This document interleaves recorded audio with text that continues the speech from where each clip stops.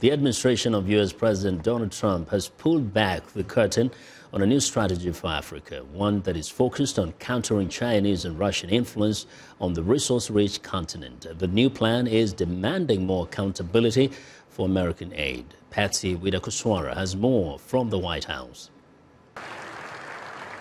Chinese President Xi Jinping has long been courting African leaders at events like September's China-Africa Forum. Chinese-funded infrastructure projects are popping up all over Africa.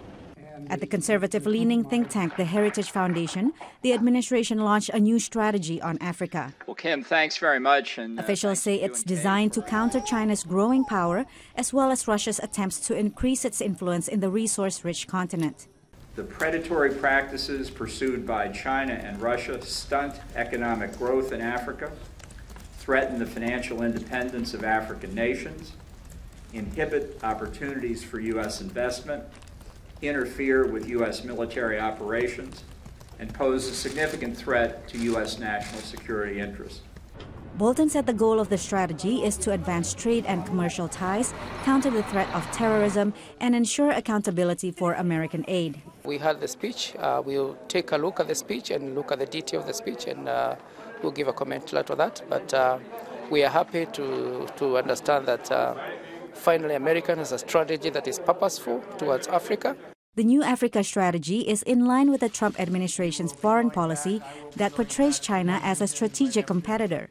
Some analysts see the us versus them approach as counterproductive, including Mike Fuchs from the left-leaning Center for American Progress. Which we should be creating partnerships with countries in Africa based on our interests and how we can work together to pursue shared interests. This is not, again, a battleground between the United States and China, but framing it that way is going to, I think, leave a bad taste in the mouth probably of a lot of the leaders and the people, frankly, in Africa. Bolton also warned the U.S. will re-evaluate its support for UN peacekeeping missions. We will seek to streamline, reconfigure, or terminate missions that are unable to meet their own mandate or facilitate lasting peace. Our objective is to resolve conflicts, not freeze them in perpetuity. The U.S. will also review aid to countries whose governance it finds unaccountable. Bolton singled out South Sudan, signaling that all aid may soon end for the war-torn country. Patsy Widakuswara, VOA News at the White House.